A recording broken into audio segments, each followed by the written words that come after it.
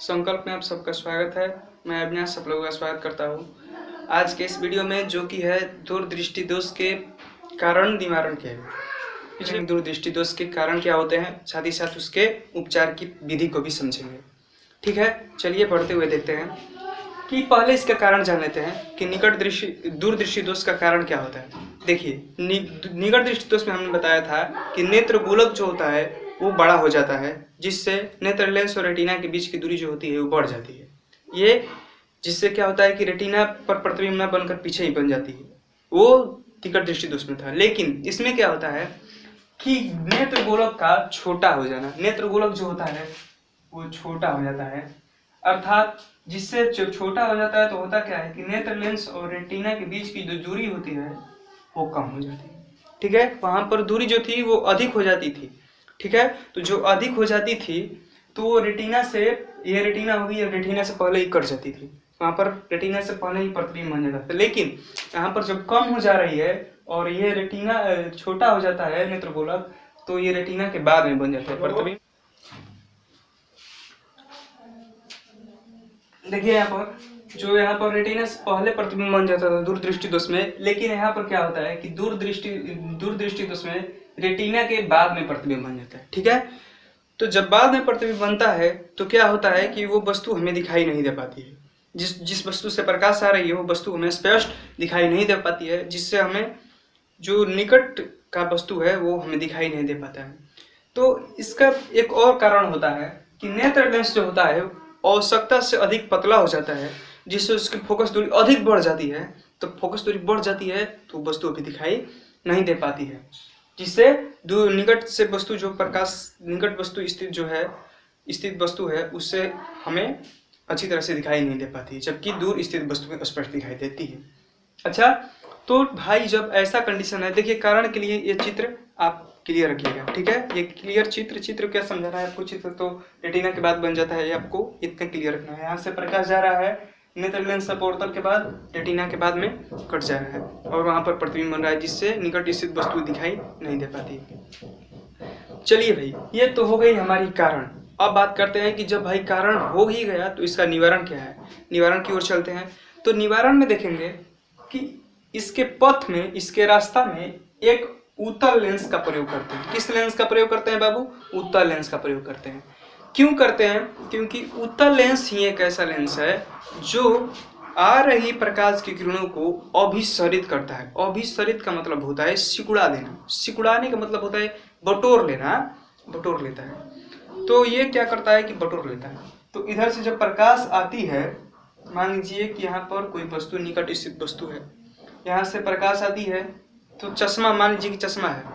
अब चश्मा पर प्रकाश आ रहा है, इतने दूर इतना निकट है वस्तु, अब इससे प्रकाश आ रहा है, इस मार्कर से प्रकाश आ रहा है मेरे हाथ पर। मान लीजिए मेरा हाथ चश्मा हो गया और ये जो मार्कर है वो मेरा हो गया क्या, मान लीजिए कि हमारा हाथ जो है वो एक चश्मा हो गया।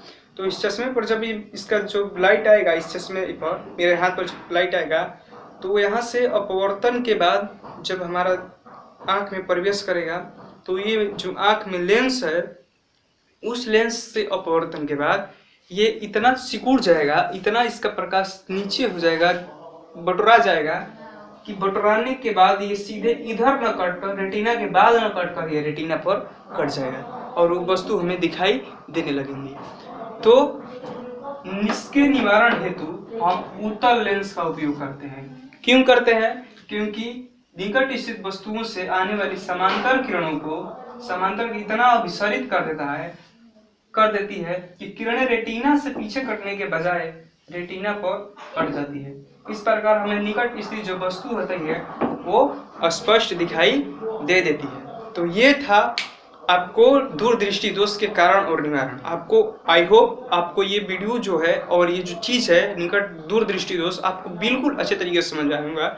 और कहीं भी डाउट है तो आप कमेंट बॉक्स में शेयर कर सकते हैं। ओके, आपके जवाब दिए जाएगा। और ये जो वीडियो है आपको थोड़ा सा भी अच्छा लगा है तो प्लीज मेरे वीडियो को लाइक कीजिएगा। इससे भी क्वेश्चन आता है, इससे जो क्वेश्चन आया था वो 2012 में,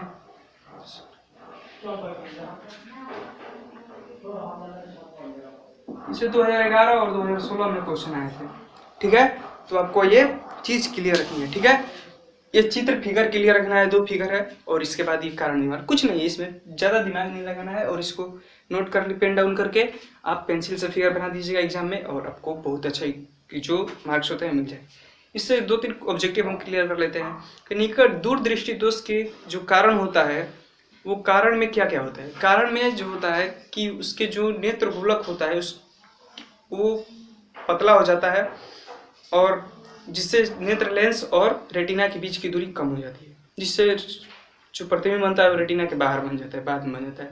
दूसरे का कारण कि जिसको इसकी जो नेत्र लेंस है उसकी पतला हो जाता है, आवश्यकता से अधिक पतला हो जाता है, जिससे इसकी फोकस दूरी बढ़ जाती है और यह हमें दिखाई न देने का एक कारण बन जाता है। दूसरा का, अब इसके निवारण पर बात करें तो निवारण में इसके जनरली उत्तल लेंस का उपयोग किया जाता है।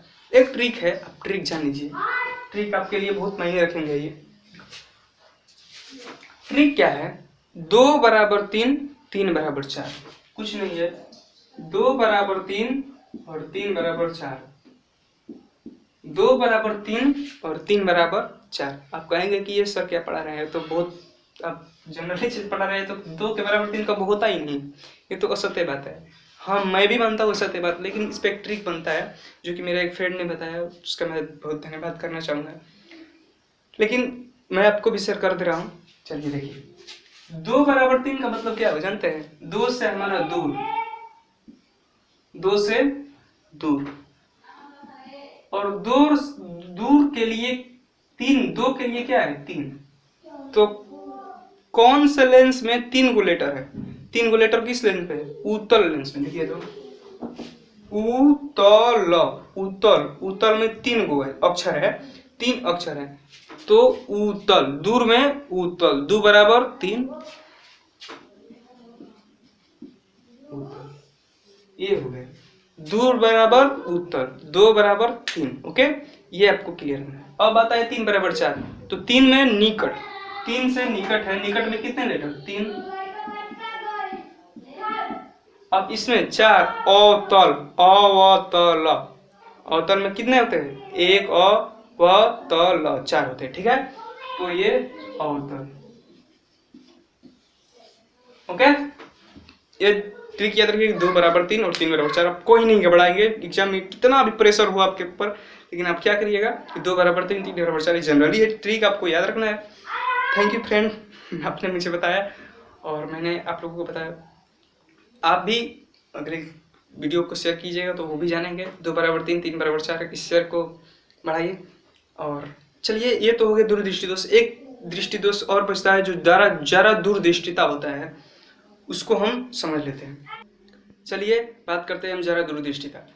तो ये क्या होता है, जरा दूरदृष्टिता में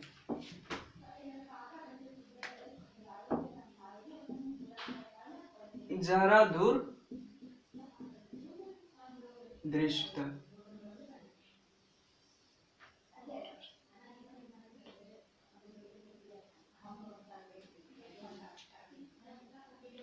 जरा दूरदृष्टिता, ये क्या होता है, ये साला बहुत कॉम्पिटिटिव होता है। इसमें क्या होता है कि इसमें ना दूर का दिखाई देगा अच्छे से और ना निकट का दिखाई देगा, तो इसमें दोनों लेंस का प्रयोग हो जाता है। दूर के देखने के लिए, दूर को देखने के लिए 2 = 3 मतलब उत्तल लेंस का प्रयोग करना होता है, और साथ ही साथ निकट के देखने के लिए निकट 3 = 4, तो अवतल लेंस का प्रयोग करना पड़ता है। तो ये इसमें दोनों होता है, तो द्विफोकसीय लेंस का उपयोग किया जाता है। किस लेंस का, द्विफोकसीय लेंस। बाप रे बाप, बहुत। चलिए आप देख लेते हैं कि ये देख लीजिए, ये हो गया हमारा गांधी जी वाला चश्मा। सॉरी, गांधी जी वाला चश्मा नहीं है, स्वच्छ भारत मिशन वाला का चश्मा है, वो भी नहीं है, ये कुछ अलग वाला चश्मा है। उसको हम देखते हैं, इस किस चीज का चश्मा है। इस चश्मा को कुछ अलग ही नाम है भाई, इसका कॉम्पिटिटिव नाम है। चलिए इसको हम हंसते हंसते पढ़ लेते हैं। इस चश्मा का नाम है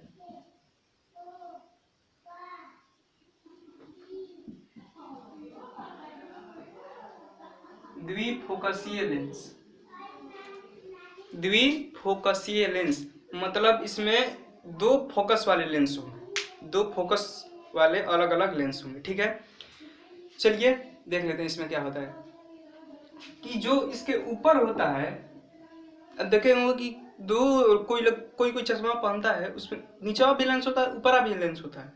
तो नीचवा कौन लेंस होता है, ऊपरा कौन लेंस होता है, इसको देखते हैं। तो ये देख लीजिए, मान लीजिए कि यहाँ पर एक लेंस यहाँ पर हो गया ऐसे, यहाँ पर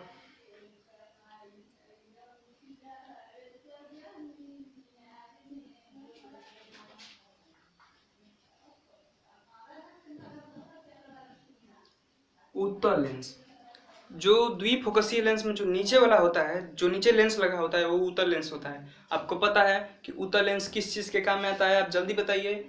3 है, 3 है, यहाँ पर कितने हैं, 3 है। तो कितने बराबर 3 होते हैं, 2 बराबर 3 होता है, 2 बराबर 3। तो दूर को देखने के लिए, सॉरी, दूर को देखने के लिए उत्तल लेंस।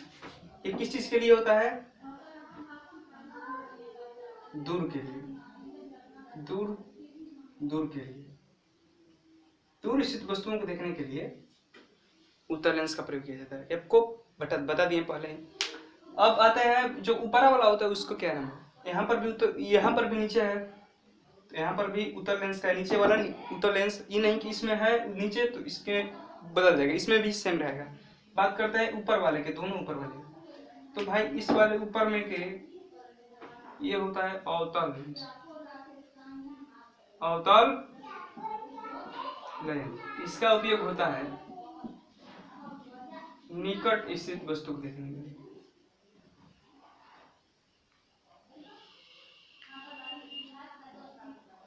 सॉरी एक मिनट, गलती हो गया। ये दूर के लिए नहीं होता है, बल्कि ये निकट के लिए होता है।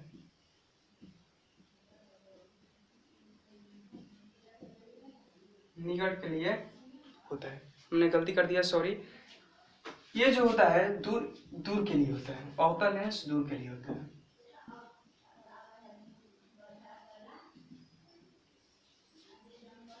ओके, तो आपको जो स्वच्छ मिश्र वाला चश्मा है, गांधी जी का चश्मा है, समझ में आ गए होंगे।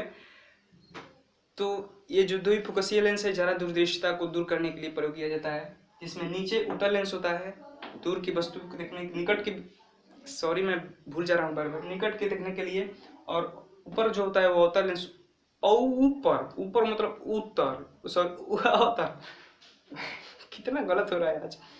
अवतल लेंस ये दूर के लिए होता है, ठीक है। आई होप आपको ये जो कंसेप्ट है आपको समझ में आए होंगे।